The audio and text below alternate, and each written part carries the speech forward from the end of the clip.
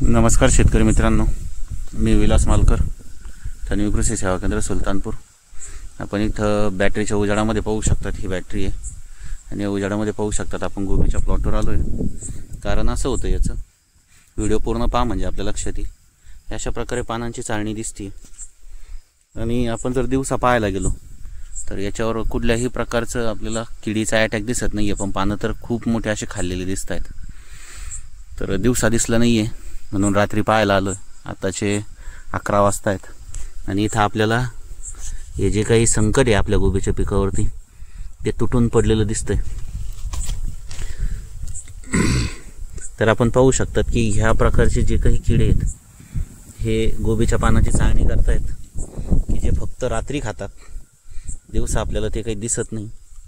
आणि आपण काय करतो, कन्फ्यूज होतो की नेमकं काय अटॅक करतंय। दुर्दैव असं आहे आपलं की आपल्याकडे बरेच जे काही शेतकरी आहेत की ज्यांना शेती समजते, ते जे काही अडाणी लोक आहेत शेतीतली की ज्यांनी कधी शेती पाहिली नाही आहे, काहीच नाही आहे, अशा लोकांकडे जाऊन त्याची ट्रीटमेंट घेतात की जे कधी शेतातही नाही आले। आमचा हाच प्रयत्न आहे रात्रीचं येऊन की शेतकऱ्यांना ॲक्च्युअल काय प्रॉब्लेम असतो तो समजावा। तर ह्या अशा प्रकारची किडी जी आहे तर हे रात्री खातात, दिवसा कुठल्याही प्रकारे आपल्याला दिसत नाही। याचं फवारणीतूनही नियंत्रण मिळतं, पण फवारणीपेक्षाही याचं ट्रॅपने खूप चांगलं नियंत्रण मिळतं।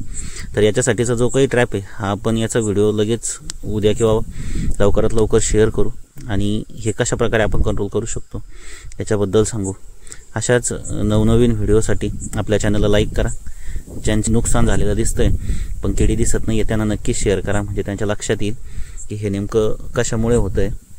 आणि नक्कीच जे काही शिकलेले दुकानदार आहेत की जे स्वतः शेतकरी आहेत, असे रात्री बेरात्री शेतकऱ्यांसाठी शेतात फिरतायत, त्यांची नक्कीच शेतीमध्ये मदत घ्या, म्हणजे जे काही आपलं नुकसान होतं आहे ते नुकसानही टळल आणि आपल्याला जे काही योग्य ती ट्रीटमेंट मिळेल। तर जो काही आमचा ध्यास आहे योग्य निदान आणि अचूक उपचार, त्याच्यासाठी आम्ही रात्री बेरात्रीचेही फिरतो। जर आपल्याला अशाच प्रकारचे काही शंका असतील तर आपण तन्वी कृषी सेवा केंद्राला भेट देऊ शकता किंवा या व्हिडिओला कमेंट जरी केली तरी त्याचं उत्तराचं तुम्हाला समाधान नक्की मिळेल। धन्यवाद।